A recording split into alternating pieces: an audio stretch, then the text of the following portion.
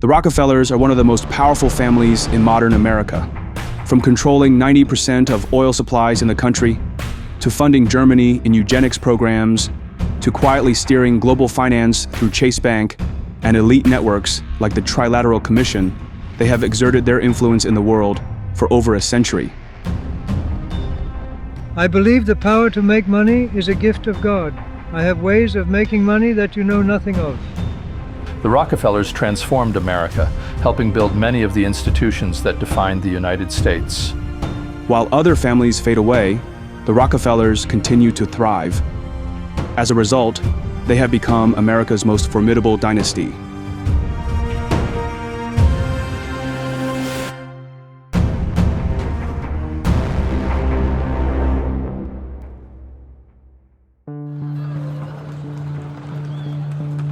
America in 1839 is a nation on the edge. The Panic of 1837 still scars the land. Families lose their farms. Men head west on muddy trails. Canals and early railroads promise a new future, but only for those ruthless enough to seize it. This is the hard world into which John D. Rockefeller is born. His father, William Avery Rockefeller, is a master con man known as Devil Bill, a traveling salesman who poses as a deaf mute to sell fake cancer cures to desperate farmers. He cheats customers, cheats neighbors, and openly boasts that he cheats his own sons to make them sharp. One day, he simply vanishes for months, leaving his family to survive on credit and charity. His mother, Eliza, is a devout Baptist who rules the household with iron piety and ruthless thrift. While her husband roams, she teaches her children to account for every penny and give God his tithe first. Even as a boy, John D. Rockefeller is serious, watchful, almost monk-like. He raises a flock of turkeys from a wild hen's nest and sells them for profit. At age 12, he lends $50 to a neighbor farmer at 7% interest. When the money returns with $3.50, something ignites inside him. He was a serious boy determined to make money work for him. From the very beginning, he understood the discipline of capital. At 16, he takes his first real job as a clerk in Cleveland. He arrives at 6:30 every morning and works by whale oil light. But inside that quiet young man burns a different fire. He already knows he will not spend his life behind someone else's desk. He dreams of something bigger, much bigger.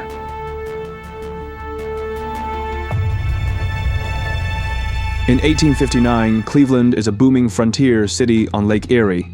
Grain from Ohio farms flows through its docks to eastern markets. The railroads are expanding, but chaos rules the produce trade. Prices swing wildly. Middlemen fight for every shipment. The young John D. Rockefeller sees opportunity in the disorder. At 19, he partners with Maurice Clark and George Gardner to form Clark, Gardner and Company, a commission house dealing in grain, hay, meats, and other goods. He puts up his savings and borrows $1,000 from his father with hefty interest. They start small but methodical. Rockefeller tracks every transaction, cuts costs, builds trust with suppliers and buyers. And then, an opportunity arrives that will completely change their enterprise. The American Civil War. His brother Frank enlists in the Union Army. But John does not because he cannot abandon the business. He pays substitutes to serve in his place, a common practice at the time. And soon, the war turns grain into gold. The Union Army demands massive supplies of food and hay. Prices soar. Clark, Gardner, and Rockefeller ship thousands of barrels and bales to the front.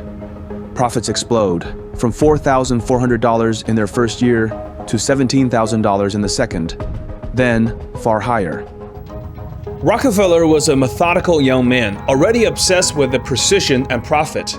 He saw the war not as a moral crusade, but as a market opportunity. He seized it without hesitation. By 1863, the firm is thriving. Rockefeller has accumulated serious capital, but for him, it is not enough.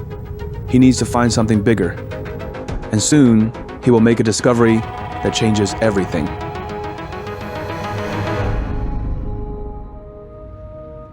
In August 1859, a wildcatter named Edwin Drake drills the first commercial oil well near Titusville, Pennsylvania.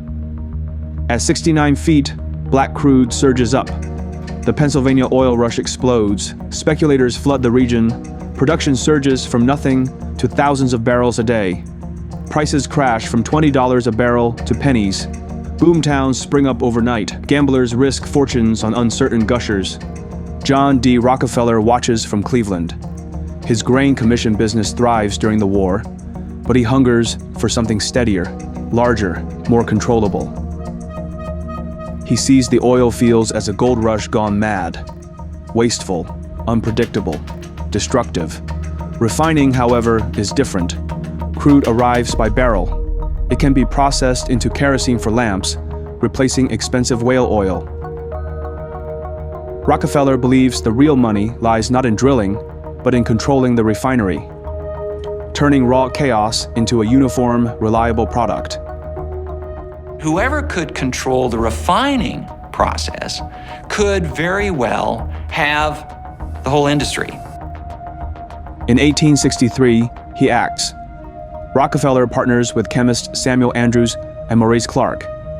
They invest $4,000. Rockefeller contributes his war profits and borrows more. They build a refinery in Cleveland's industrial flats. Andrews handles chemistry. Rockefeller manages costs and operations.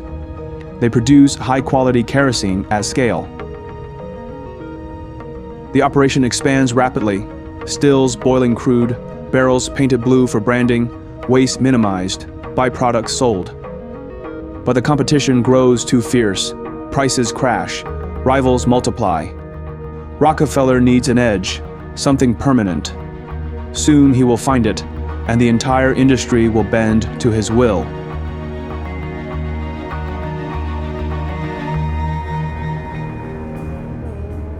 By late 1871, the oil industry is a bloodbath. Thousands of wildcatters drill in Pennsylvania. Production floods the market. Prices collapse. Cleveland refiners fight over scraps. Margins vanish. Bankruptcy looms for most. John D. Rockefeller watches the carnage. He knows his refinery is efficient, but competition threatens everything. He needs an edge, permanent, unbreakable. Railroad presidents, Thomas Scott of Pennsylvania, Vanderbilt men from New York Central and Erie meet Rockefeller and a few allies in late 1871. They form a Pennsylvania chartered corporation, the South Improvement Company. The South Improvement Company was a secret deal in 1871 to 72. Rockefeller and a few big refiners teamed up with railroads. They got huge discounts, rebates on shipping oil. Anyone outside the club paid full price and even lost money because the railroads paid extra fees to the club on their shipments. It was designed to crush competitors and control the industry. The scheme benefits Rockefeller most. He gets lower costs, competitor intelligence, and a weapon to crush rivals. Railroads get stable traffic and higher effective rates from independent refiners. Rockefeller viewed ruthless consolidation as righteous order. He believed chaos wasted resources and hurt society. In his mind, monopoly was efficiency, and he was the man to impose it. The secret deal dramatically increases the cost for his competitors, and soon many of them begin to fail. And this is an opportunity John D. Rockefeller has been waiting for. In 6 short weeks, he buys 22 of the 26 Cleveland refiners. He offers cash or Standard Oil stock. Most sell cheap, fearing ruin from the rebates. One by one, plants close. Workers lose jobs. Rockefeller ends with near total control of Cleveland refining. This will go down as the Cleveland Massacre. In 1870, he incorporated Standard Oil of Ohio. By the late 1870s, Standard Oil controls 90% of American oil refining, an iron grip on kerosene, pipelines, and supply. But soon, his greatest adversary rises from an unlikely place, a quiet girl in Titusville. Her words will hurt Rockefeller more than any of his competitors ever could. Ida Tarbell was born in 1857 in the oil-soaked hills of western Pennsylvania. Her father, Franklin, rode the first wave of the rush. He built a modest refinery and innovated wooden tank cars to ship crude. For a time, he prospered. Then the 1870s brought Rockefeller's shadow. Secret railroad rebates crushed his margins. Competitors with lower freight costs undercut him. Customers disappeared. The refinery failed. Franklin Tarbell spent years in debt and bitterness. Ida never forgets. The destruction fueled her. She studied biology at Allegheny College, becoming one of the first women to earn a master's there. She moved to Paris, wrote for American magazines. In 1894, she is hired by a prominent magazine in America. She returns to Titusville with a mission: expose the truth about Standard Oil. Over 19 installments, she publishes The History of the Standard Oil Company. The thesis is devastating. Rockefeller is not the man that people think he is, and he built his business through evil means. He destroys through secret deals, predatory pricing, railroad conspiracies, and relentless pressure. The empire is built on coercion, not competition. At the time, Standard Oil is an unchallenged colossus. It refines 90% of American oil. Kerosene lights homes across the nation. Tarbell's work was meticulous and damning. She humanized the victims and stripped away Rockefeller's moral veneer. For the first time, the public saw monopoly not as progress, but as predation. The series explodes. Circulation soars. Newspapers reprint excerpts. Cartoons depict Rockefeller as an octopus strangling the country. Public outrage builds. Politicians call for action. The name Rockefeller becomes synonymous with ruthless power. His business feels the heat. Trustees grow nervous. Reputation cracks. The federal government takes notice. Investigations accelerate. Evidence mounts. And soon, the Supreme Court is about to deliver a devastating blow.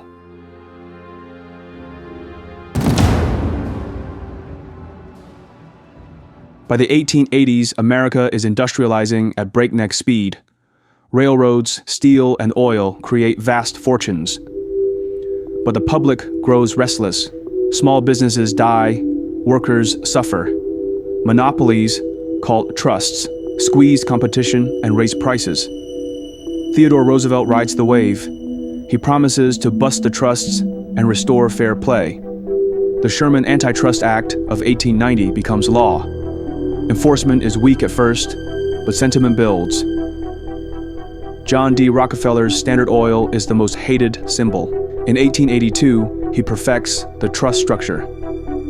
9 trustees hold voting stock of dozens of companies: refineries, pipelines, barrel works. Standard Oil controls 90% of U.S. refining. Kerosene lights every home. Prices drop for consumers, but rivals are crushed. The empire is vast, efficient, invisible. Rockefeller believes he brings order to chaos. The federal government finally strikes. John D. Rockefeller, who was subpoenaed yesterday, left Pittsfield tonight for Chicago, where on Saturday he will be interrogated in the federal court regarding the affairs of the Standard Oil companies. In 1906, the Justice Department sues Standard Oil under the Sherman Act. Prosecutors present years of evidence: secret rebates, predatory pricing, coercion. The case drags through appeals. In May 1911, the Supreme Court rules unanimously: Standard Oil is an illegal monopoly. It must dissolve. The trust is broken into 34 separate companies.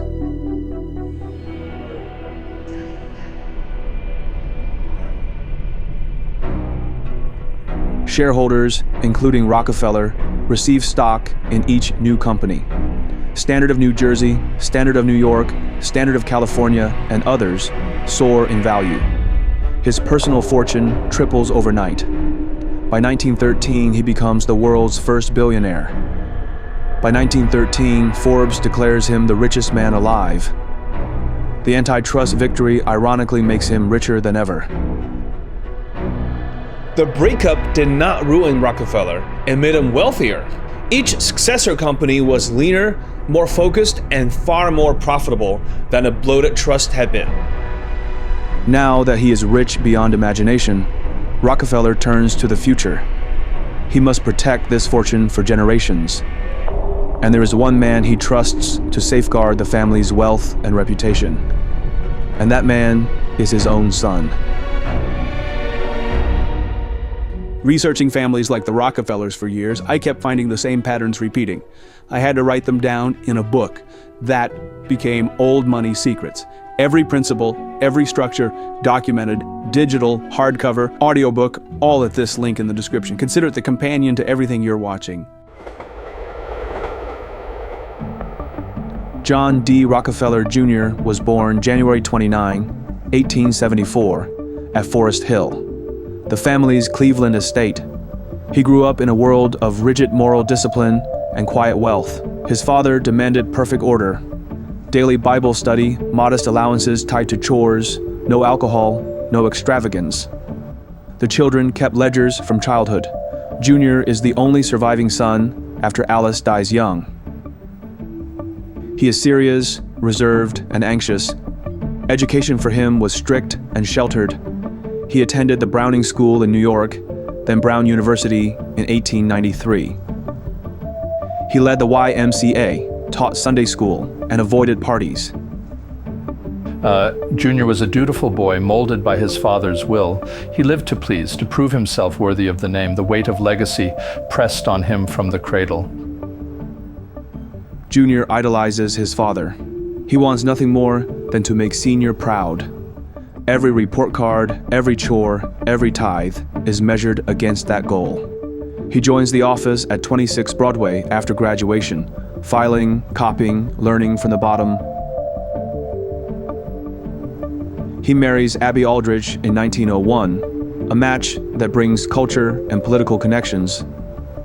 But at the time, the Rockefeller family name has been dragged through the mud. The public hates them. Cartoons depict his father as a greedy octopus. Headlines scream monopoly and greed. Junior feels the stain personally. He makes it his mission to redeem the legacy. He vows to do whatever it takes to cleanse the name. But a crisis looms that will test him beyond anything he imagines. The storm is coming, and it will be bloody.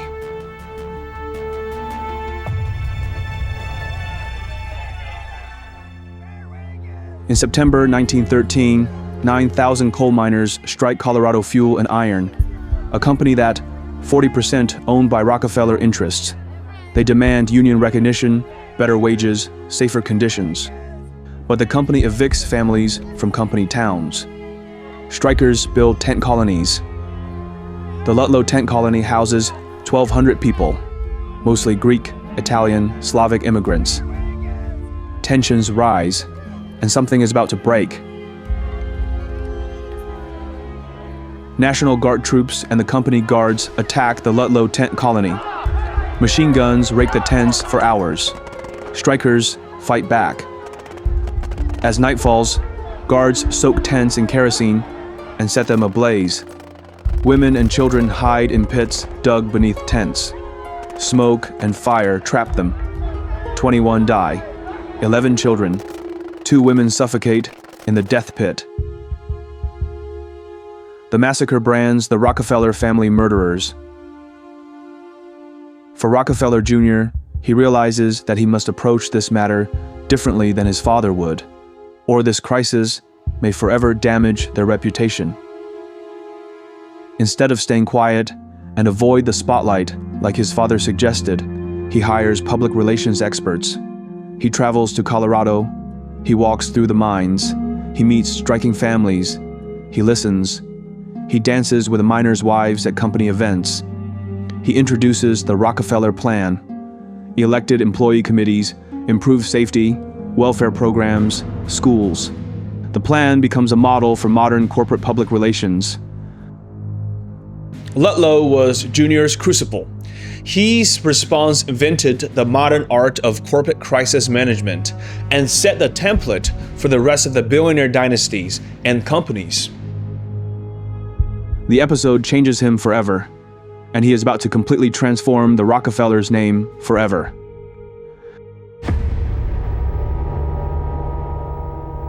After the Ludlow episode, Junior pours millions into education, public health, and conservation. He restores colonial Williamsburg.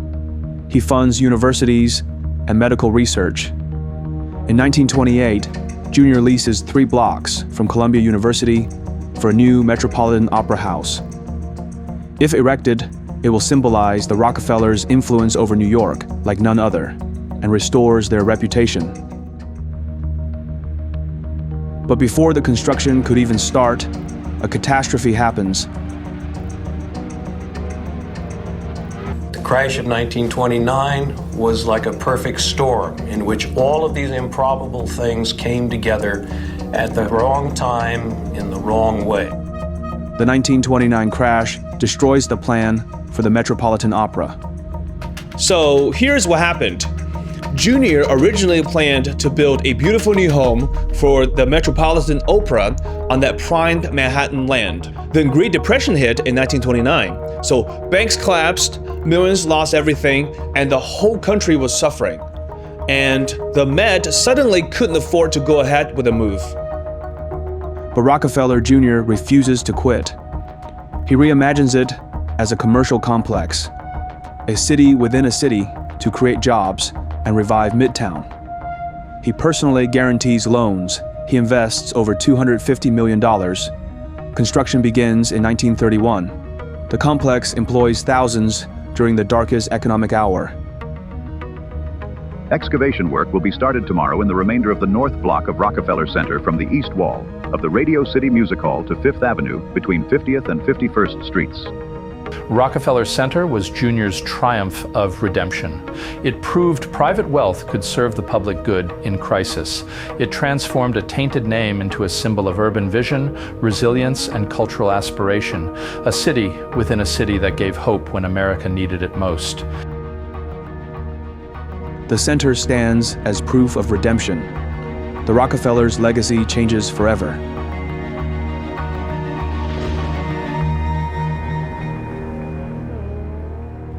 The Great Depression fades, but Junior's drive does not. He pours resources into rebuilding. He funds medical research at the Rockefeller Institute. He supports higher education and public health. Every project serves a larger purpose. He turns inherited wealth into tools for progress: health, education, culture, environment. He pioneers large-scale, professionalized philanthropy. Rockefeller Jr. really changed the game. Before him, rich families gave money away, but it was usually small and personal. He built big foundations with expert staff, clear goals, and measurable results.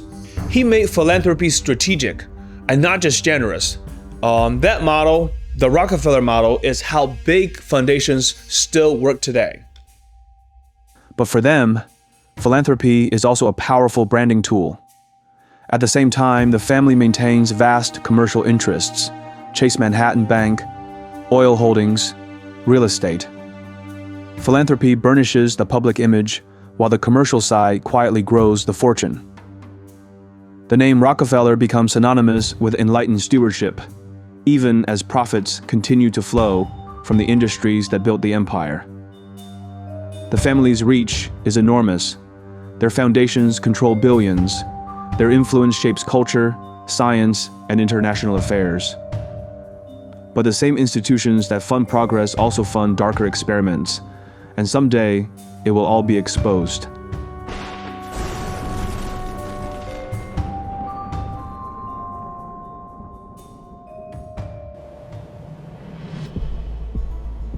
Every dynasty starts with someone who saw the future before everyone else did, and today that future is with AI automated agents. Recently, I have been trying to build a coaching business which requires a lot of social media management. So, I turned to AI agents. I use Cintra.ai, which is the sponsor of today's video. So I just type in to create social media posts for my YouTube coaching business, and right away, Cintra asked me to connect my LinkedIn. Instantly, it generated a library of posts for me to schedule. Different angles, different tones, different hooks. It's genuinely one of those moments that you stop and think, wow, this changes everything. What I like about Cintra is that it's not one single chatbot pretending to do everything. You get over a dozen specialized AI helpers, copywriting, business development, SEO, social media, even customer support, all in one platform. You're not prompting endlessly. You're choosing a role and letting it execute. If you want to use the same AI tools I'm using to build and run my business, go to Cintra.ai/Phineas and use code Phineas for a limited time 72% off all plans. That's Cintra.ai/Phineas, code Phineas. Build, grow, and scale your business with a team of AI employees from Cintra.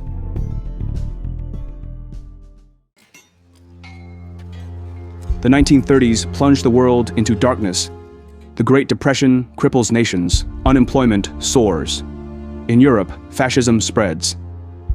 Hitler rises to power in Germany in 1933. He preaches Aryan supremacy. The regime passes the 1933 law for the prevention of hereditarily diseased offspring. Forced sterilizations begin. Eugenics becomes state policy. But even before all of that, the Rockefeller Foundation has been active in Germany. In the 1920s and 1930s, it funds major eugenics research in Germany. Grants total hundreds of thousands, nearly $410,000 by 1926. The money supports the Kaiser Wilhelm Institutes for Psychiatry, Anthropology, Human Heredity, and Eugenics. Scientists like Ernst Rudin and Ottmar von Verschuer receive backing. Rudin directs psychiatric eugenics. Verschuer mentors Josef Mengele. The foundation continues funding after Hitler's rise, even into 1939. These programs influence Nazi racial hygiene policies. Sterilizations escalate to 400,000. It's a dark chapter. The Rockefeller Foundation funded legitimate science, but eugenics crossed into dangerous territory. They supported German institutes thinking it advanced global health, but it ended up fueling Nazi ideology. They pulled back before the war, but the early money helped build those programs.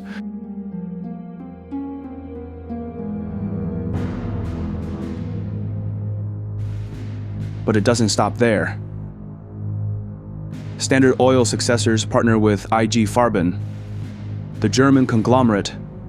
They exchange patents on tetraethyl lead for aviation fuel and synthetic rubber. Farben produces Zyklon B for gas chambers and uses slave labor. These deals sustain the Nazi war effort. One day, the revelations of these past dealings will come back and haunt the Rockefeller family. But in the meantime, the Rockefeller family is about to reach new heights.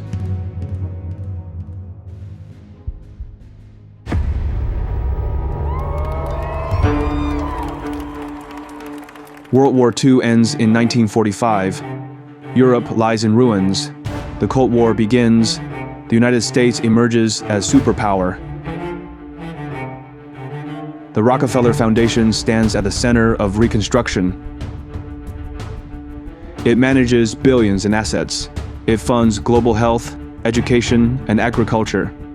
Malaria eradication programs sweep Asia and Africa. Yellow fever vaccines save millions. The foundation shapes international development. Its influence reaches every continent. Rockefeller Jr. oversees this empire in his final active years. He directs the foundation with the same discipline he learned from his father. He expands grants to universities, medical research, and the arts. He helps purchase land for the United Nations headquarters in New York. By the 1950s, the Rockefeller Foundation was one of the most powerful private institutions in the world. Junior really turned it into a global engine, not just at giving money, but building systems, public health networks, research labs, universities. He made philanthropy an instrument for power. The family fortune grows quietly behind the scenes. Trusts and investments span oil successors, banking, real estate. Philanthropy polishes the name, while commercial interests multiply the wealth. As his health declines, he steps back from daily control. Rockefeller Jr. is hoping that his children will carry on the family legacy, but he has no idea the directions his children will take.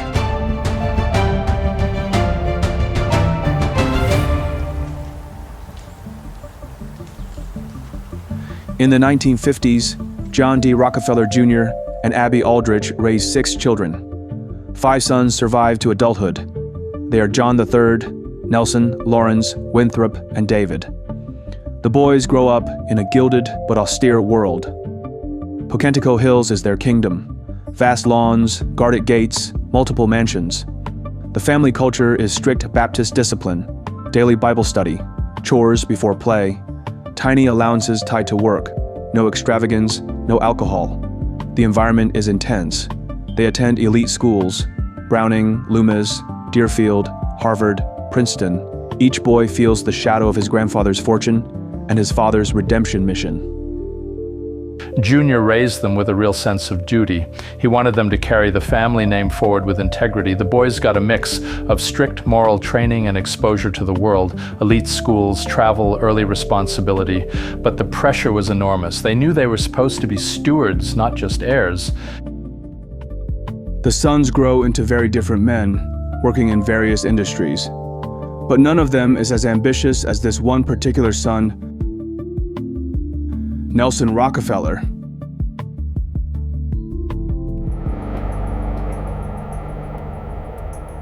Nelson Aldrich Rockefeller was born July 8, 1908, in Bar Harbor, Maine. He was the third of 6 children of John D. Rockefeller Jr.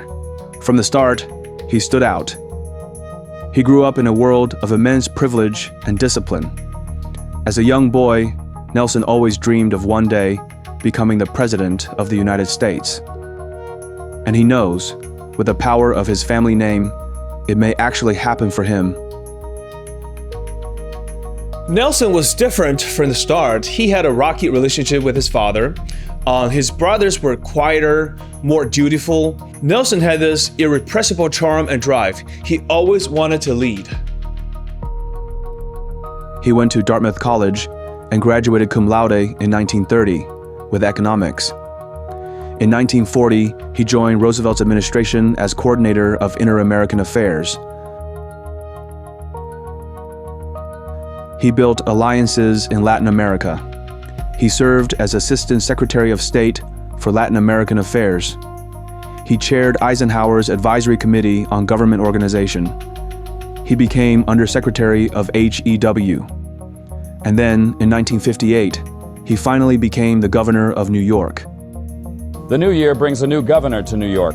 Nelson A. Rockefeller takes office today amid traditional ceremony and inaugural gaiety, which must give way at once to the heavy responsibilities of governing a large and populous state.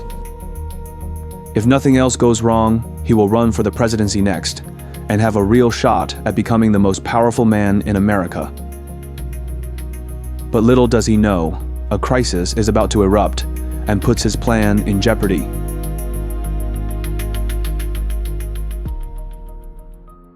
New York in 1971 is a pressure cooker. The state faces soaring crime, heroin epidemics, and prison overcrowding. Racial tensions boil. Black and Latino inmates make up most of the population. Vietnam War protests and civil rights anger spill into prisons. Inmates demand better conditions, religious freedom, and fair treatment. On September 9, 1971, the Attica uprising erupts. Over 1,200 inmates seize D-Yard, take 38 guards hostage. They issue 28 demands: better food, medical care, no retaliation, end to brutality. But Governor Nelson Rockefeller refuses to visit or Grand Amnesty. On September 13, state troopers and corrections officers stormed the prison. They fired tear gas and thousands of rounds. 39 people die, 29 inmates and 10 hostages. Most are shot by law enforcement. The assault shocks the nation. The 5-day rebellion by prisoners at the Attica Correctional Facility has been crushed, but at a terrible price. This gloomy, gray-walled prison near Buffalo will forever carry the stain of yesterday's gruesome mass tragedy in which 9 hostages and 28 convicts were killed. It was a tragedy born of neglect and fear. Nelson wanted to look tough on law and order. He refused to negotiate directly or offer real concessions. When he greenlit the assault, it turned into a bloodbath. The whole thing left a permanent stain on his record. The fallout is immediate and brutal. Nelson's image as a progressive Republican shatters. Civil rights leaders condemn him. Public outrage erupts.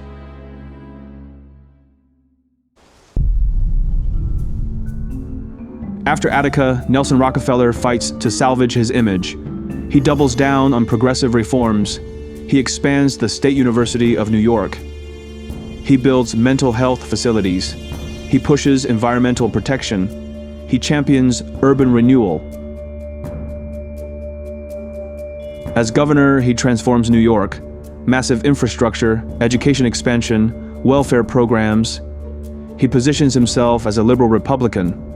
Pro-civil rights, pro-business, anti-crime. But what he really wants is the presidency of the United States. He ran for president 3 times. In 1960, he challenges Richard Nixon. In 1964, he battles Barry Goldwater in a bitter primary. In 1968, he loses to Nixon again. Each campaign cost millions. Nelson failed because the Republican Party was moving hard right, while he stayed in the liberal center. Nelson Rockefeller's personal life spirals into turmoil. A painful divorce from his first wife, followed by an extramarital affair that becomes a public scandal. But nothing devastates him like the disappearance of his son Michael in New Guinea in 1961. The official story is that he drowned, but persistent rumors claim he was killed and eaten by cannibals. The grief never leaves him. While Nelson's dreams of the White House fade, another brother ascends in silence. His name is David Rockefeller.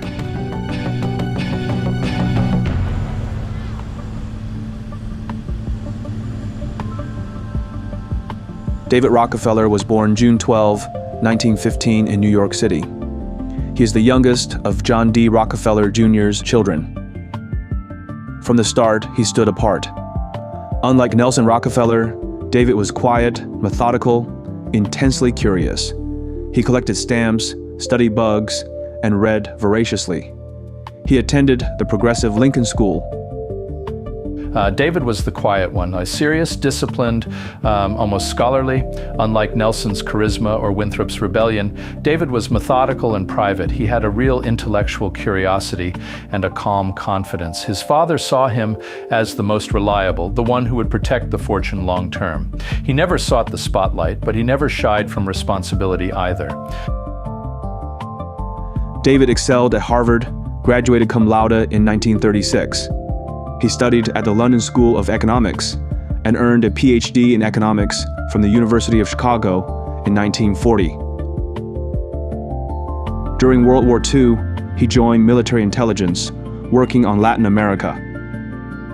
After he returns home, he searches for a place that he can excel at. It turns out his family already owns a major stake in one of America's oldest and most powerful banks, Chase Manhattan.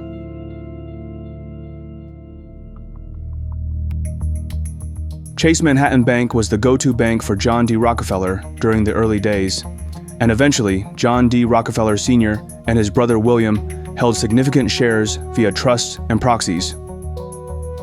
By the 1930s, it became one of America's largest banks. By mid-century, the family had enough board seats and voting power to almost dominate the bank in every direction. And that domination will soon be even more solidified. David Rockefeller stars in the international department, a perfect fit for his global outlook. He excels quickly. He travels extensively, builds personal relationships with heads of state in Latin America and beyond. He opens new branches in developing countries. He negotiates high-level deals that expand Chase's reach. David was a quiet guy, but also was very good at networking. So he would fly to Bogota or Moscow to meet presidents and finance ministers and come back with deals no one else could get. His father, Rockefeller Jr., really trusted him. In 1969, after a boardroom struggle and succession plan, he becomes chairman and CEO. The Chase Manhattan Bank announced yesterday a reorganization of its senior management, providing a line of succession that should stretch through the 1980s. His position opens doors to governments, corporations, and elites worldwide. He builds networks that transcend banking. And soon he will make an alliance with a man whose partnership will change the world order, Henry Kissinger. America in the early 1970s is a nation in crisis. The Vietnam War drags on. Watergate scandal erupts. Oil shocks cripple the economy. The Cold War intensifies. The old world order cracks. Henry Kissinger rises from refugee to power broker. Born in Germany in 1923, he flees Nazi persecution with his family in 1938. He arrives in New York, serves in the U.S. Army during World War II. He studies at Harvard, earns a PhD in 1954. He teaches international relations. He advises presidents. In 1969, Nixon appoints him National Security Advisor. In 1973, he becomes Secretary of State. He masters realpolitik, power over ideals. Soon, David Rockefeller and Kissinger form a formidable alliance. They meet in elite circles in the late 1960s. Both believe in global stability through elite coordination. They share a vision. Western leadership must adapt to a multipolar world. They collaborate on foreign policy ideas. They host private dinners with world leaders. David and Kissinger were a perfect match. David had the global banking network and personal relationships with heads of state. Kissinger had the intellectual framework and White House access. Together, they believed private elites could guide governments when public politics failed. That belief drove everything they built. In 1973, David Rockefeller founds the Trilateral Commission. He formed something called the Trilateral Commission. The Trilateral Commission is some spooky stuff. People said it was some of the people that, the Illuminati, there's some mystery about it, people that ran the world. It was politicians, but David said most countries, the politicians get elected for 4 years or 8 years, separate from the royal families in England or in the Middle East. Someone's there for 4 years and then they're not there anymore. The most important people to have stability and consistency would be businessmen. So he formed this Trilateral Commission of businessmen and politicians from 3 major continents. So it was the North Americans, the Europeans, and the Asians. So he said to me, would you like to be on the Trilateral Commission?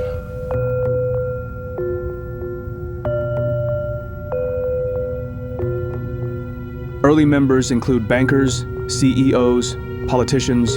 The group meets privately. It shapes trade, energy, and security agendas. They help open China to the West. They navigate oil crises. They promote globalization. If we're being honest, it's pretty much a shadow government of elites. They strengthen Western alliances. They accelerate global integration, but they also concentrate power in unelected hands. One thing is for certain, the Rockefeller family is more powerful than ever.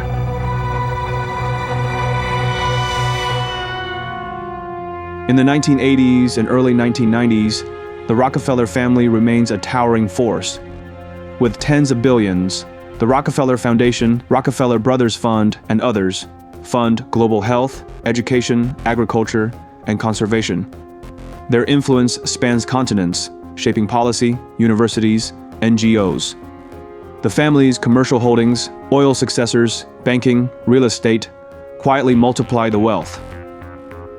The Rockefeller brothers continue their distinct paths. John III focuses on Asia and promoting population controls. Laurance pioneers conservation and ecotourism, preserving vast lands and shaping environmental policy. Winthrop Rockefeller moved to Arkansas in the 1950s, built Winrock Farms, entered politics as a liberal Republican, and became the governor in 1966. He modernizes schools, integrates institutions, and fights corruption until his death in 1973. What sets this family apart is the combination of a massive inherited capital and an almost obsessive sense of stewardship. Rockefeller Jr. drilled duty into them. They had to be more than heirs. They built institutions, not just spent money. That drive, plus elite networks and a name that opens every door, kept their power intact long after the founder died. Most dynasties fade. The Rockefellers adapted. But in their pursuit of family glory lie unspeakable harms. Revelations of Nazi ties surface. For years, David Rockefeller has quietly provided major loans to apartheid South Africa, propping up the regime through the 1960s and 1970s despite global boycotts. Critics call it blood money. The family defends it as an inevitable part of doing business at their scale. But they have no idea how the next generations of Rockefellers carry the legacy.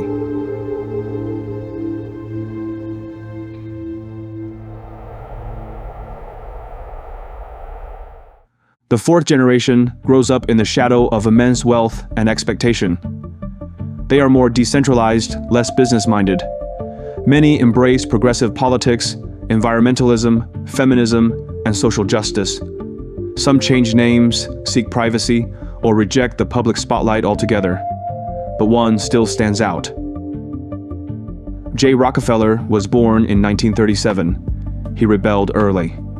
He volunteered with Vista in West Virginia in 1964, staying to fight poverty and strip mining.